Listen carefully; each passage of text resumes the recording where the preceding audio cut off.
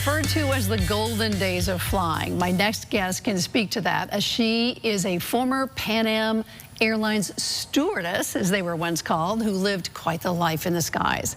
She has written a memoir titled Fleeting Moments. My guest is Michelle Richmond. Welcome, and boy, do we have a lot of ground to cover. We certainly do. Yeah, all right, let me just set this up for the folks at home. You were in the air when so-called stewardesses were meant to be glamorous, even had weight requirements. You were in on the launch of the then new Boeing 747. You traveled the world and even had 2 romances on 2 different continents. I did. You must be exhausted. I was. All right, how did you be? And I remember Pan Am because when I was a kid, that was an amazing airline. That's what everybody wanted to be on. How did you become a flight attendant? I was used to traveling because I lived in different countries growing up, and we were always on Pan Am, and I enjoyed Pan Am, and Pan Am was the airline at the time. All right, you were 21 years old. Now, for those who don't remember, the kids at home, 747s were double-deckers, if you will, and at the top, there was a lounge, a piano lounge, and there was some drinking on board, too. Some drinking, yes. Yes. Absolutely. All right, so were you stationed in the bar? In the lounge? We rotated. Sometimes we'd be in first class, sometimes, because first class, the lounge was first class, but sometimes we'd be in economy. It would depend on the leg where we were assigned. And you waited on celebrities and such? Oh, I met several. Can you name some? Like Rose Kennedy, several others. Yeah, there were quite a few. I know you're not naming some of them. Okay, you had weight requirements. Tell people what that was about. We would check in for our flight, and every once in a while, randomly, they would take us and put us on a scale. And if we were 3 to 5 pounds over, we were grounded until we lost that weight. Well, that ended. And as we talk to you, we're going to show pictures of you in your stewardess outfit, which is what it was called then, and of course, your book. Life was not all rosy. We're going to get to your romances in a second, but you were flying. There you are in an engine. You were flying into some dangerous places in the world because you flew internationally. I flew internationally, but one of the scariest things that ever happened to me was on a flight from New York to Rome in the middle of the night. We were over the ocean, and the captain called the head steward, and we were told that there was a bomb had been reported on the plane.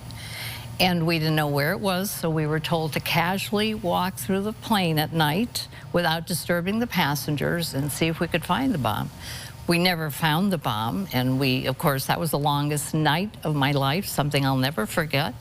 And when we landed in Rome, they had emergency vehicles getting us off the plane, and we got off and found out later there had been a bomb, but it hadn't detonated. On board? On board. Where was it? It was in the baggage area. Oh my gosh. All right, you're 21 years old flying around the world. You end up having romances in 2 different countries on 2 different continents. You want to talk about that? I'm not sure I should. You wrote about it. Yes, I had, one was in Venezuela, Caracas, Venezuela, and the other one was in Rome. And I had met both of them in Akron, Ohio when I was living there, and I started going out with the Italian when I lived in Ohio. And I was waiting for Pan Am to call me. He was sent back to Rome, and Pan Am called me, and instead of putting me in New York, where I wanted to be to fly to Rome, they put me in Miami. So I was flying South America, where the other gentleman happened to be living in Venezuela. So that's how it all started. Now, you married one of them, and then the rest is history. And there's more in the book. Did everybody live, as a Pan Am flight attendant, you say you're still tight with the gals that flew with you. What was that like back in the early 70s? It was a family. We would fly together usually for the whole month, and we became a family. When we were in our different destinations, we'd have dinner together, go shopping together, and through the years, we just became friends. And then when we all eventually left Pan Am, a lot of us remained in touch.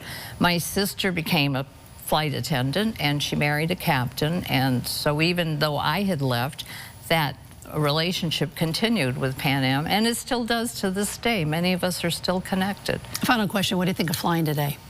Oh, it's awful. I knew you would say that. In a word, it sucks. It is so different from the way it used to be. Not glamorous anymore. Not at all glamorous, and we're just there trapped in little tiny seats. And no food. Pan Am, we fed people on every single flight, no matter how short the flight was. Everyone was fed. And now you get peanuts or pretzels, maybe, if you're lucky. The glamorous days of flying. No. Michelle, thanks so much for coming on. Thank you for having me. I can't wait to dig even deeper into your book called Fleeting Moments. Pick this baby up right here. I think everyone will enjoy it. I think they will have a good time with it. Thank you so much. Thank you. And if you want to know more about fleeting moments, go to WTNH.com or the News 8 app.